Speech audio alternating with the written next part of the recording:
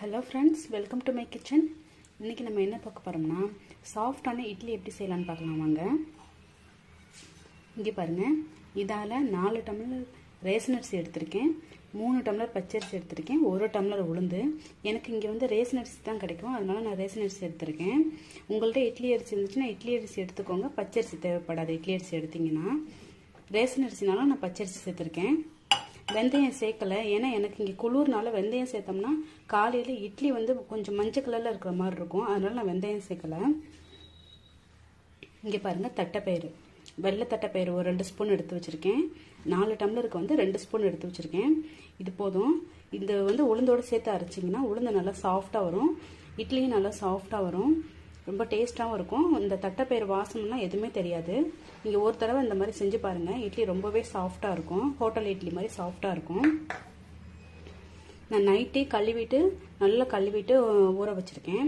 Ration அரிசியை மட்டும் சுடுதண்ணியில் வாஷ் பண்ணிட்டு ஊற வச்சுருக்கேன், உப்பு போட்டு சுடுதண்ணியில் வாஷ் பண்ணிட்டு ஊற வச்சுருக்கேன். அப்போ தான் வந்து அரிசி அரைப்படும். இந்த அரிசி இல்லைன்னா அந்த அரிசி ஒழுங்காக அரைப்படாது. எனக்கு இந்த மாதிரி அரிசி தான் இங்கே கிடைக்கும், அதனால நான் அப்படி செஞ்சுக்குவேன். நைட்டே ஊற வச்சுட்டேன். இப்போ நான் காலையில், இப்போ மணி 9 மணி ஆகுது. இப்போ அரைச்சேன்னா நாளைக்கு காலையில் எனக்கு வந்து மாவு புளிச்சு வரும், இட்லி சாஃப்டாக இருக்கும். சரி வாங்க, இப்போ எப்படி அரைக்கலான்னு பார்க்கலாம். இங்கே பாருங்கள், நான் இப்போ கிரைண்டர் வாஷ் பண்ணி எடுத்து வச்சுருக்கேன். இதில் அந்த தட்டைப்பயிறு இருக்குது பார்த்தீங்களா, அதை வாஷ் பண்ணிவிட்டு அந்த தோல்லாம் எடுத்துட்டேன். பாருங்கள், தோல்லாம் எடுத்துட்டேன். ஃபஸ்ட்டு தட்டைப்பயிரை அரைச்சிடலாம். அரைச்சதுக்கப்புறம் அது கூட உளுந்து சேர்க்கலாம்.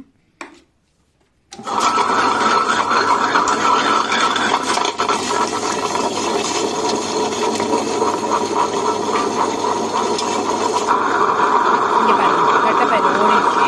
இது கூட நம்ம உளுந்து சேர்க்கலாம்.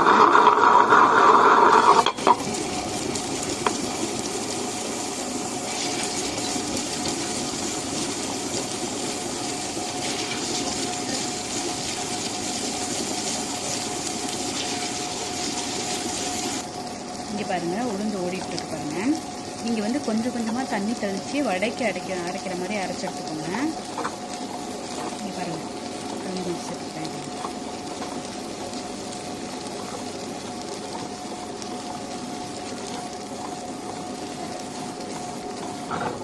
இங்கே பாருங்கள், உளுந்து நல்லா அரைப்பட்டு எடுத்துருக்கு. உளுந்து அரைக்கும் போது உங்கள்கிட்ட ஐஸ் வாட்டர் இருந்துச்சுன்னா ஐஸ் வாட்டர் சேர்த்துக்கோங்க. ஐஸ் வாட்டர் சேர்த்து அரைச்சிங்கன்னா கிரைண்டர் ஹீட் ஆகாது, உளுந்து நல்லா சாஃப்டாக அரைப்பட்டு வரும். இங்கே எனக்கு தண்ணி ஜில்லுன்னே இருக்கிறதுனால நான் வந்து தண்ணியே சேர்த்துக்கிறேன். எனக்கு இங்கே குளிர் அதிகமாக தண்ணி ஜில்லுன்னே இருக்கும், அதனால தண்ணியை சேர்த்து அரைக்கிறேன். பாருங்க, பெட்டில் தண்ணி சேர்த்துக்கிறேன். இங்கே பாருங்கள், உளுந்து எவ்வளோ சாஃப்டாக, எவ்வளோ நிறையா வந்து உளுந்து கிடச்சிருக்காங்க. இங்கே பாருங்கள், எவ்வளோ சாஃப்டாக இருக்கும்.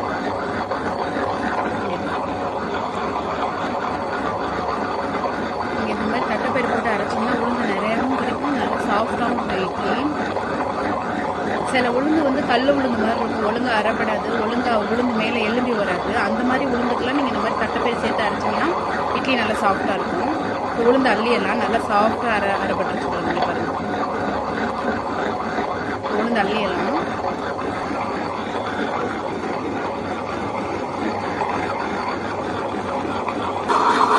வாங்க அரிசி அரைச்சிடலாம். ஃபஸ்ட்டு கொஞ்சம் தண்ணி சேர்த்துக்கிறேன்.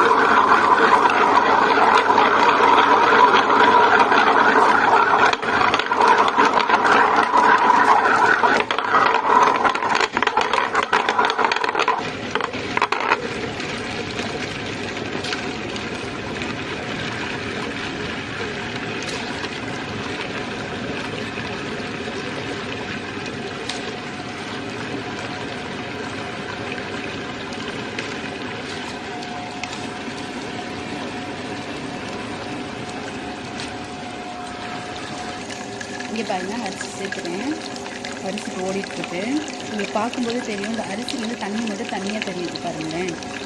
இந்த ரேஷன் அரிசி இப்படி தான் இருக்கும், அதனால தான் நான் இது கூட பச்சரிசி சேர்த்து அரைக்கிறேன். இங்கே பாருங்கள், நல்லா அரைச்சிட்டு இடையில தண்ணி வேணும் ஊற்றிக்கோங்க, இன்னும் கொஞ்சம் அரைப்படணும். இங்கே பாருங்கள், அரிசியும் ஓடிடுச்சு. இந்த மாதிரி நைஸாக அரைச்சிக்கோங்க. நான் எப்படி இந்த மாதிரி நைஸாக தான் அரைக்கிறேன். தட்டைப்பயிறு சேர்க்கறதுனால நல்லா நைஸாக அரைச்சி ஊற்றினோம்னா இட்லி நல்லா சாஃப்டாக வரும்.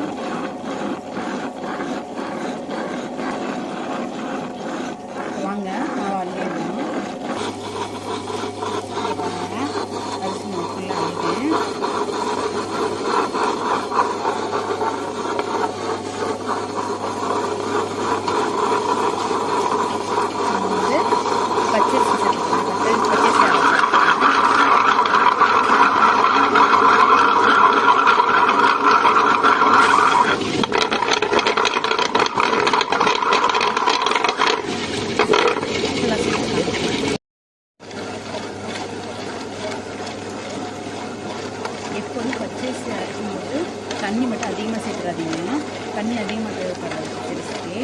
புழுங்கரிசியும் பச்சரிசியும் சேர்க்குறதுல தனித்தனியாகவே அரைச்சிக்கோங்க, அப்போ தான் நல்லா அரைப்படும். புழுங்கரிசி வந்து அரைப்படுறதுக்கு லேட்டாகும், பச்சரிசி சீக்கிரம் அரைச்சிடும். அதனால் பச்சரிசி வந்து இந்த மாதிரி அரைப்பட்டால் போதும், அப்போ தான் இட்லி நல்லாயிருக்கும். பச்சரிசி மட்டும் நைஸாக அரைச்சிடாதீங்க, அப்புறம் இட்லி வளவலன்னு இருக்கிற மாதிரி இருக்கும். பச்சரிசி நிறைய சேர்த்தாலும் இட்லி வந்து மேலே பார்க்க அப்படியே வளவலன்னு இருக்கிற மாதிரி இருக்கும். அதனால் உங்களுக்கு இட்லி அரிசி இருந்துச்சுன்னா நீங்கள் பச்சரிசி கூட சேர்க்காம ஊற போட்டுக்கோங்க.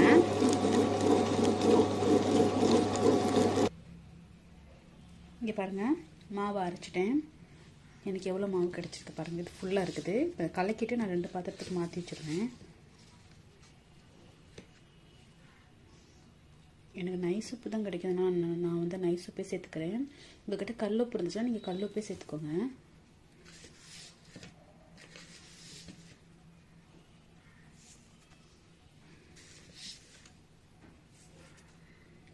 இதை மிக்ஸ் பண்ணிடலாம்.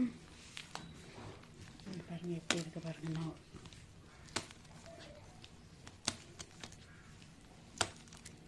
நான் மிக்ஸ் பண்ணிவிட்டு காமிக்கிறேன்.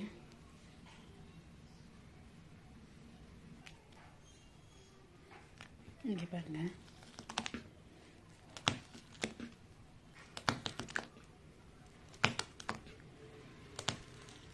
இந்த அளவுக்கு தண்ணியை மாவு கரைச்சிக்கோங்க. ரேஷன் அரிசி சேர்த்துருக்கனால நீங்கள் கொஞ்சம் தண்ணியாகவே மாவு கரைச்சிக்கோங்க. இந்த அளவு கரைச்சிங்கன்னா கரெக்டாக இருக்கும். இதை வந்து நான் 2 பாத்திரத்துக்கு மாற்றிடுவேன்.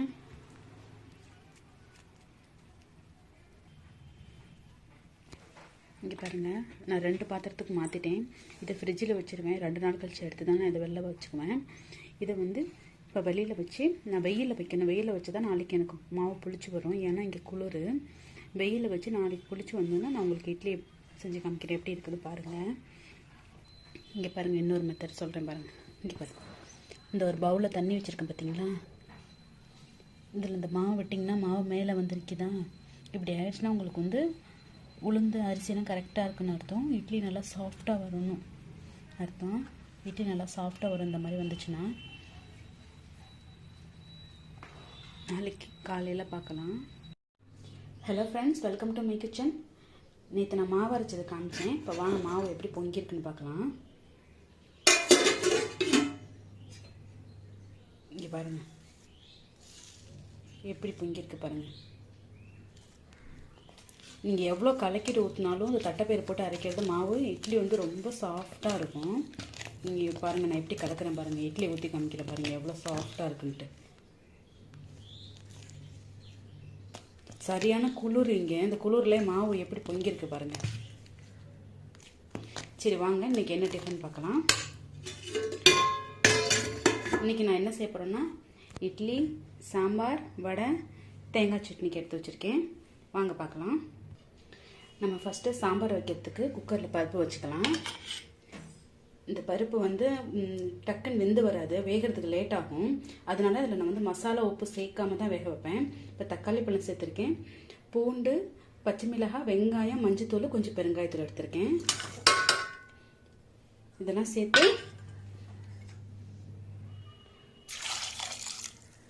தண்ணி சேர்த்து ஒரு 4-5 விசில் வச்சு எடுத்துக்கலாம். பருப்பு வெந்துக்கிட்டு இருக்கட்டும், நம்ம அதுக்குள்ளே உளுந்து அரைச்சிட்டு வந்துடலாம். இப்போ வடைக்கு உளுந்து ஊறப்படையில் கொஞ்சம் அரிசி சேர்த்து ஊறப்படுங்க, வடை நல்லாயிருக்கும். இந்த மாதிரி உளுந்து வந்து ஃபுல்லாக தண்ணியும் உறிஞ்சிற மாதிரிக்கு தண்ணி வந்து அளவோடு வைங்க. அப்படி வச்சிங்கன்னா உளுந்து வந்து நல்லா ப்ளஃபியாக வரும், வடையும் நல்லா சாஃப்டாக இருக்கும். இப்போ வாங்க இது கிரைண்டரில் போட்டுடலாம்.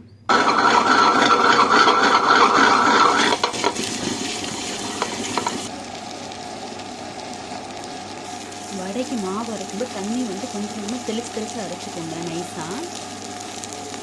உளுந்து இங்கே ஓடிக்கிட்டு இருக்கு வடைக்கு. இப்போ நம்ம அதுக்குள்ளே வந்து இட்லியை ஊற்றி வச்சிடலாம், வெந்துட்டுருக்கோம். இப்போ வாங்க இட்லியை ஊற்றிடலாம்.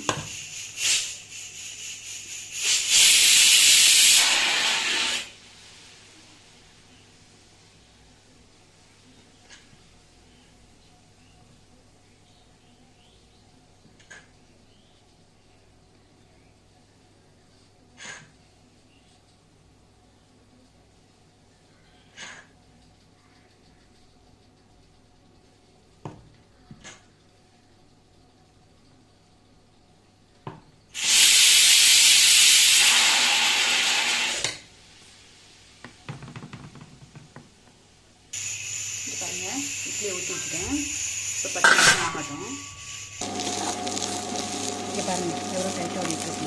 இல்லை இப்போ கொஞ்சம் தண்ணி சேர்த்துக்கலாம். இந்த மாதிரி கொஞ்சம் கொஞ்சமாக தண்ணி சேர்த்து அரைச்சிங்கன்னா ஓகே, நல்லா இந்த வடை நல்லா சாஃப்டாக இருக்கும். எண்ணெயும் அதிகமாக பிடிக்காது. இங்கே பாருங்கள், சாம்பாருக்கு பருப்பு வந்துருச்சு.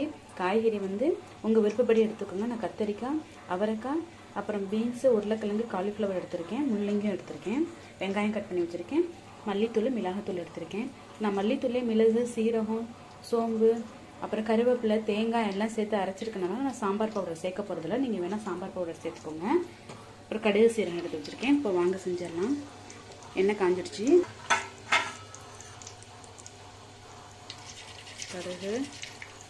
கடுகு வெடிக்கட்டும். கடுகு வெடிச்சிருச்சு. இப்போ இது கூட இங்கே பாருங்கள், சீரகம், கொஞ்சமாக சோம்பு, ஒரு 4 வெந்தயம், அந்த கல்பாசியும், கொஞ்சமாக சின்னதாக ஒரு பட்டை பாருங்கள். இந்த சைஸில் சின்னதாக பட்டையும் எடுத்திருக்கேன். இந்த மாதிரி சாம்பாரில் போட்டு பாருங்கள், தாளித்து பாருங்கள், ரொம்பவே டேஸ்ட்டாக இருக்கும் சாம்பார்.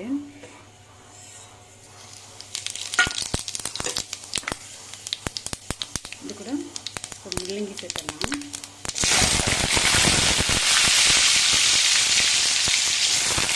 முள்ளங்கி எண்ணெய் கூட வதக்கணும்னா முள்ளங்கி ரொம்பவே டேஸ்ட்டாக இருக்கும். குழந்தைங்களாம் விரும்பி சாப்பிடுவாங்க.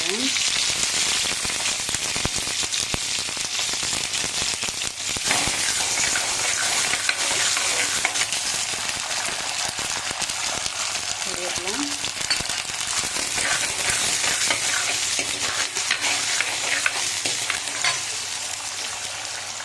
வெங்காயம் போட்டுறேன். சரி, வதங்கட்டும். முள்ளங்கி வதங்கட்டும். அதுக்குள்ளே இங்கே பாருங்கள், இட்லி வந்துடுச்சு. இப்போ இட்லி எடுத்துடலாம். இங்கே பாருங்கள், நான் மாவு எவ்வளோ கலக்கிட்டு ஊற்றினா இட்லி எவ்வளோ சாஃப்டாக இருக்குது பாருங்கள்.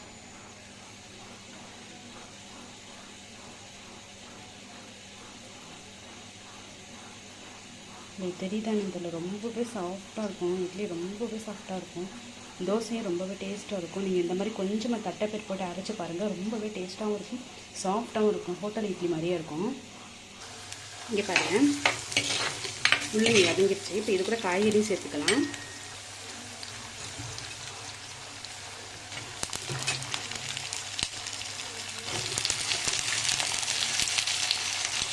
நான் வந்து இந்த சாம்பார் வந்து காலையில் டிஃபனுக்கும் மதியம் சாதத்துக்கும் தான் செய்கிறேன். அதனால காய்கறி கொஞ்சம் நீளமாகவே கட் பண்ணிப்பேன். நீங்கள் வந்து டிஃபனுக்கு மட்டும்தான் காய்கறி சின்ன சின்னதாக கட் பண்ணிக்கோங்க.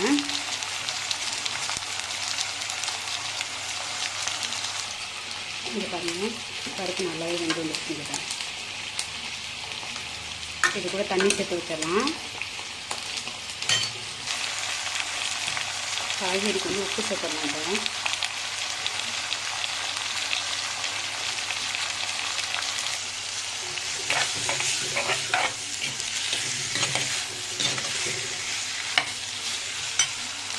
இங்கே பாருங்கள், காய்கறி இந்த மாதிரி வெந்ததுக்கப்புறம் பருப்பு சேர்த்துக்கலாம்.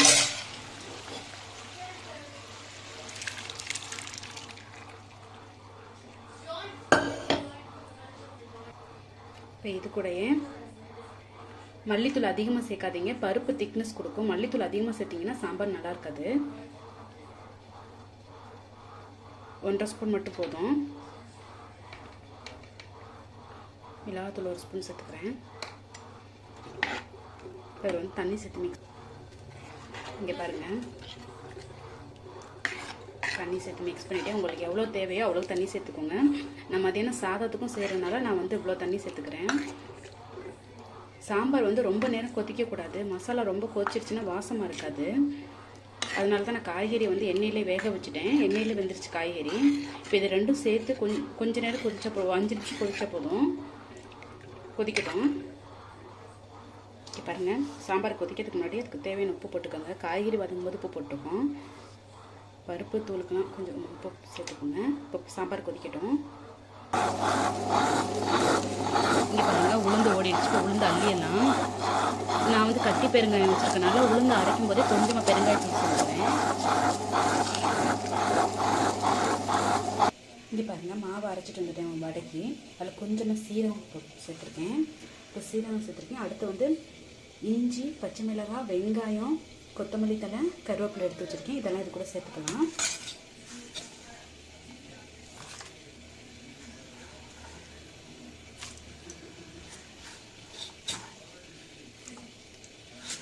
நீங்கள் வேணும்னா மிளகு சேர்த்துக்கோங்க. மிளகு ஆனால் குழந்தைங்க சாப்பிடும்போது மிளகு கடி பிடிச்சுன்னு சாப்பிட மாட்டாங்க, அதனால் நான் மிளகு சேர்த்துக்கலாம். உப்பு,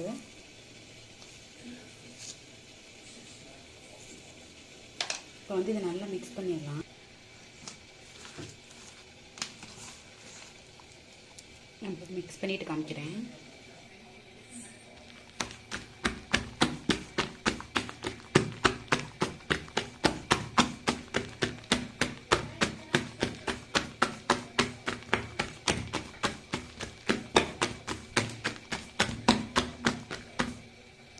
இந்த மாதிரி நல்லா மிக்ஸ் பண்ணிக்கோங்க, அப்போ தான் வடை நல்லா சாஃப்டாக இருக்கும்.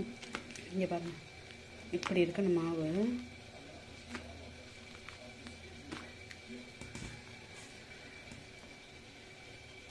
இங்கே பாருங்கள், சாம்பார் நல்லா கொதிச்சிருச்சு. இந்த மாதிரி கொதிக்கணும் சாம்பார். இந்த மேலே நுரையாக இருக்குது பார்த்தீங்களா, இதுதான் சாம்பாருக்கு டேஸ்ட் கொடுக்கும். அதனால் இந்த ஸ்டேஜ் கொதிச்சா போதும் சாம்பார். இப்போ இதில் வந்து கொத்தமல்லி தழை, கருவேப்பிலை சேர்த்துக்கலாம்.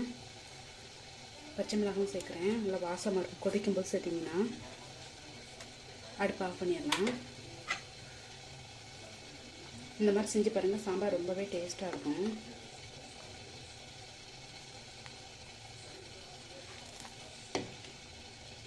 இருக்க சாம்பார் திக்காக இருக்கும், திக்காகும். ஏன்னா பருப்பு வந்து நம்ம குக்கரில் வேக வச்சுருக்கனால சாம்பார் திக்காகும். இந்த மாதிரி நீங்கள் தண்ணியை வச்சுக்கோங்க. டிஃபனுக்கு சாப்பிட்டு மதியத்துக்கு சாதத்துக்குலாம் சாம்பார் திக்காயிடும். இங்கே பாருங்கள், வடை செய்கிறதுக்கு வந்து கடாயில் எண்ணெய் ஊற்றி வச்சுட்டேன். எண்ணெய் காயிட்டும் நம்ம அதுக்குள்ளே தேங்காய் சட்னி அரைச்சிட்டு வந்துடலாம். மிக்ஸி சட்டியில் இப்போ தேங்காய் சேர்த்துக்கலாம்.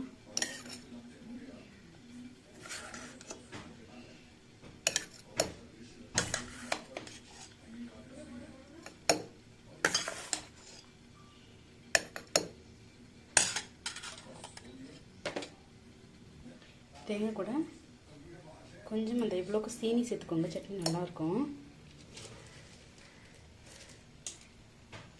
பொரிக்கடலை, நான் இந்த கடலை தான் சேர்ப்பேன் சட்னிக்கு.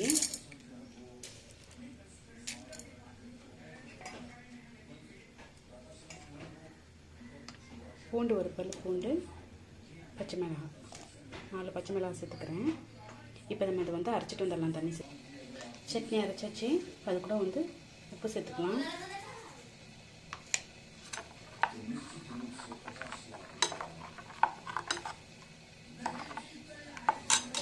இது பாருங்கள், எண்ணெயும் காஞ்சிருச்சு. இப்போ வடை செய்ய ஆரம்பிக்கலாம். வடை எடுத்து வைக்கிறதுக்கு ஒரு மங்களில் வந்து டிஷ்யூ பேப்பர் போட்டு எடுத்து வச்சுருக்கேன். மாவு ரெடியாக இருக்குது. கை நனைச்சிக்கிறதுக்கு தண்ணி வச்சுருக்கேன். நான் எப்போதும் இந்த மாதிரி எண்ணெய் பாத்திரம் வச்சேன்னா பக்கத்தில் ஒரு டம்ளர் தண்ணி வச்சுருவேன். தண்ணி வச்சுருவேன். இப்போ வாங்க வடை எப்படி செய்கிறேன்னு பார்க்கலாம். எண்ணெய் காஞ்சிருச்சு. அடுப்பை கம்மி பண்ணி வச்சுக்கோங்க. நல்லா தண்ணியில் கையை நனைச்சிக்கோங்க. நல்லா தண்ணியாக இருக்கணும்.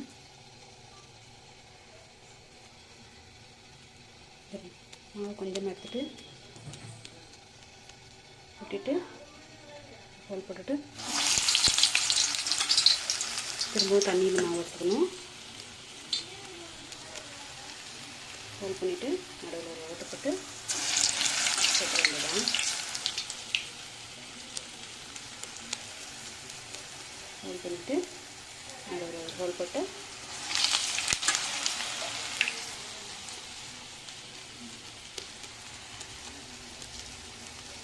பாருங்கள், மாவு எவ்வளோ சாஃப்டாக இருக்குது, எவ்வளோ பிசு பிசுன்னு இருக்குது பாருங்கள்.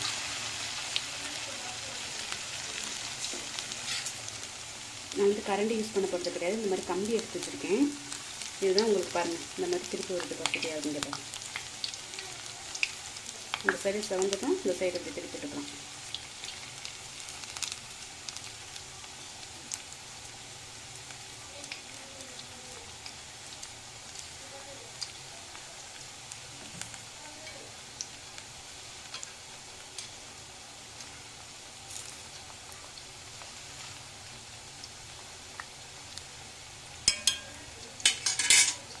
வேகட்டும்.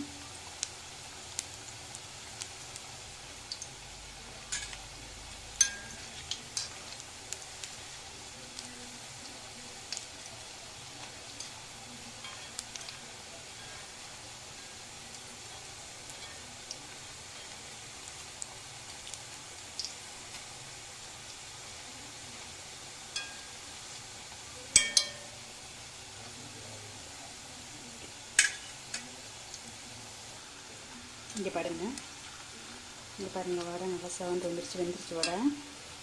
இப்போ எடுக்கலாம். இந்த மாதிரி கம்பி வச்சிட்டிங்கன்னா உங்களுக்கு எடுக்கிறதுக்கு நல்ல வசதியாக இருக்கும். இது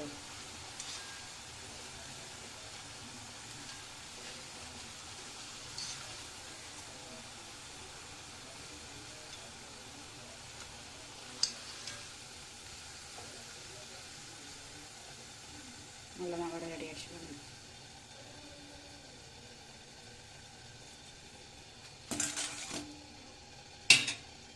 இன்னொரு பேஜ் போட்டு காமிக்கிறேன் பாருங்க.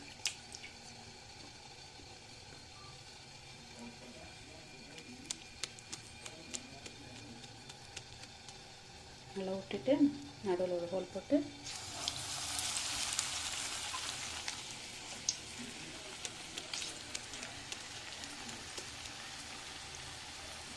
மாவு எடுக்கும்போது ஒரே மாதிரி வச்சுருக்காங்க.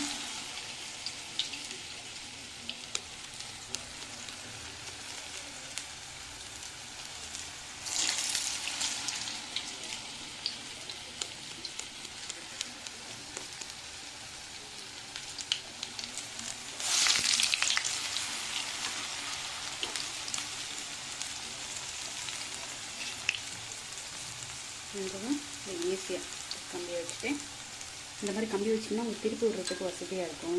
முறுக்கு செய்யலை, இந்த மாதிரி வடை செய்யலை, இந்த மாதிரி இதுக்கெல்லாம் கம்பி வச்சுக்கோங்க. பணியாரத்துக்கு இதுக்கெல்லாம் இந்த மாதிரி கம்பி இருந்துச்சுன்னா திருப்பி விடுறதுக்கு நல்ல வசதியாக இருக்கும்.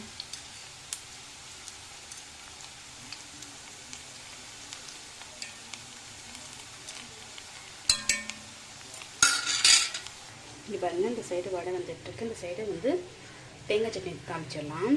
தாளிப்பு கண்டு வச்சு எண்ணெய் விட்டுருக்கேன். எண்ணெய் காஞ்சிச்சு, கடுகு உளுந்து சேர்த்தாச்சு.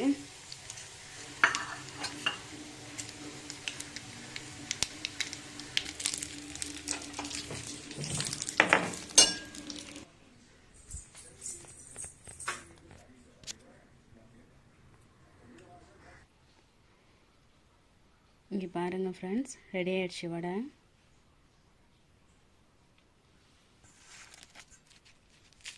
எவ்வளோ சாஃப்டாக இருக்குது பாருங்கள். எடுத்து காமிக்கிறேன்.